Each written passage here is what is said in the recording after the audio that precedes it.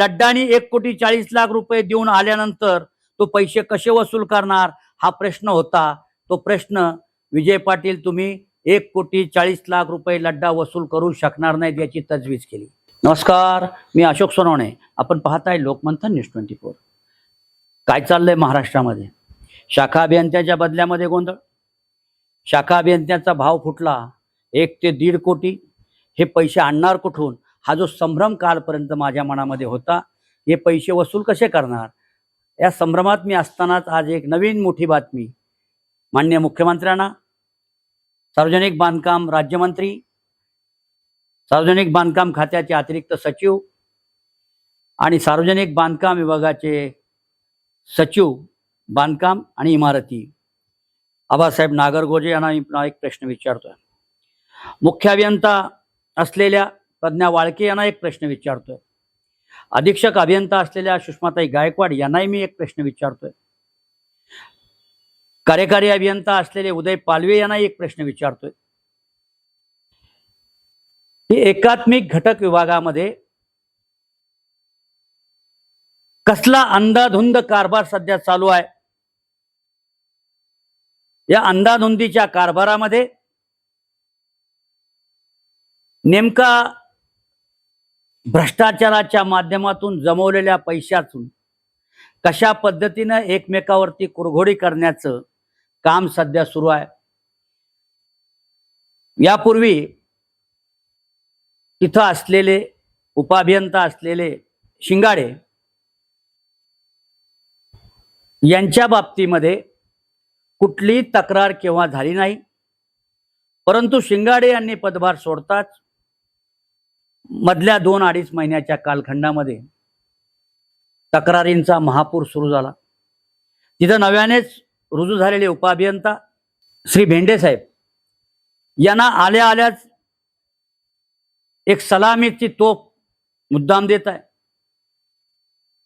या जे रुग्णालय विभागामध्ये विजय पाटील नावाचे एक तात्या होते, तात्या, आणि ते तात्या 4 वर्ष तात्या म्हणून तिथं होते।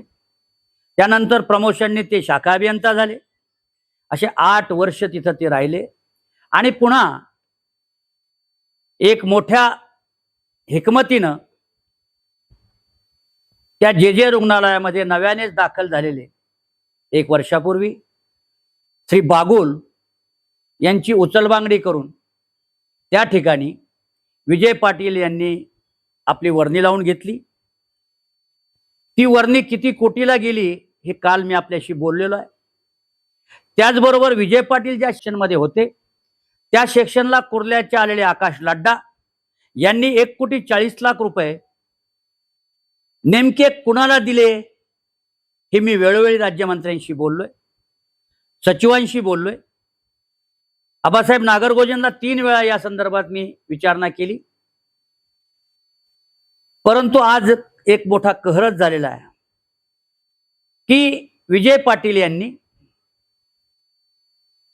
बागुल यांच्या जागेवर आदेश काढल्याबरोबर आणि लड्डा यांचा आदेश विजय पाटील यांच्या जागेवर होताच विजय पाटील यांनी आपली पूर्वीचीच असलेली सेवा केंद्राची कॅबिन ही स्वतःसाठी कायमस्वरूपी ठेवून घेतली आणि बागुल यांच्या कॅबिनचं कुलूप तोडून तिथला कार्यभार म्हणजे तो ज्या शाखेचा भाग पाहिजे होता त्या शाखेला लड्डा यांना तो कुलूप तोडून तो पदभार स्वीकारण्यास सांगितले। म्हणजे विजय पाटील यांना किती घमेंड आहे। विजय पाटील भ्रष्टाचाराच्या पैशातून माजल्याची भूमिका करू नका। आता तुमच्यासाठी एक छोटी गोष्ट सांगतो मी।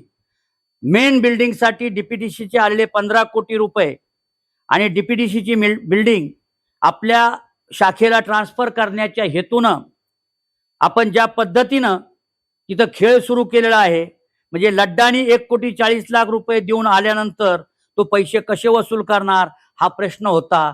तो प्रश्न विजय पाटील तुम्ही 1,40,00,000 लड्डा वसूल करू शकणार नाहीत याची तजवीज केली।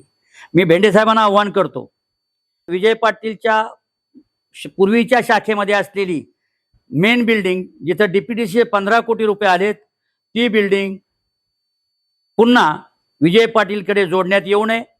अधीक्षक अभियंता सुषमाताई गायकवाड यांनाही विनंती करतो. मुख्य अभियंता प्रज्ञाताई वाळके यांनाही विनंती करतो. आणि सार्वजनिक बांधकाम खात्याचे सचिव आबासाहेब नागरगोजे यांनाही ती विनंती करतो.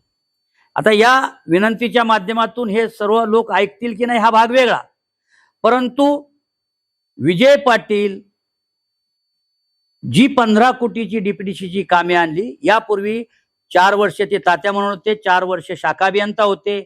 या कालखंडामध्ये सुमारे 30 कोटी रुपयाचा भ्रष्टाचार करून बेनामी मालमत्ता जमा केली. आणि विजय पाटील रोहित पवारांचे पीए असलेले जे आपले मित्र म्हणून आपण सांगता, त्या मित्रांना देखील आम्ही आव्हान करतो की विजय पाटीलच्या भ्रष्टाचारामध्ये आपण सामील आहात का? जर असाल तर तुम्हाला देखील आम्ही सोडणार नाही. आपण त्या भ्रष्टाचारामध्ये कशा पद्धतीनं सामील आहात, विजय पाटील यांच्या मालमत्तेची चौकशी करावी. यांनी केलेल्या जेतील सर्वच कामाची चौकशी करण्यात यावी अशी माफक अपेक्षा या निमित्तानं माननीय मुख्यमंत्री, साभा सचिव माननीय आबासाहेब नागरगोजे, अतिरिक्त सचिव मिलिंदजी म्हैसकर, अधीक्षक अभियंता सुषमाताई गायकवाड आणि मुख्य अभियंता प्रज्ञाताई वाळके यांना करतो. आणि या भ्रष्टाचाराची जर आपण दखल घेतली नाही तर आम्ही या संदर्भामध्ये PIL दाखल करू आणि फौजदारी स्वरूपाचा जनतेच्या पैशाचा अपव्यय केला म्हणून फौजदारी स्वरूपाचा गुन्हा विजय पाटील आणि येथील संबंधित अधिकाऱ्यांवरती करणार आहोत. नमस्कार. जय हिंद, जय महाराष्ट्र.